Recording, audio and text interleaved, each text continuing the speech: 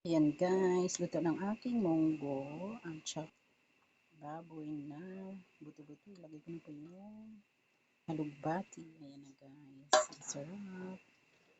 Luto na yung aking tsaka baboy na buto-buto. Ayan. Yan po ang ulam namin ngayong umaga.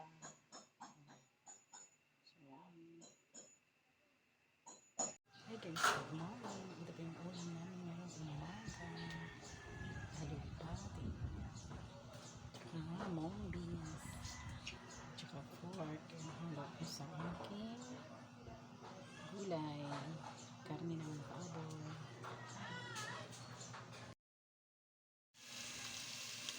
Baboy. Ayan. Cha-cha.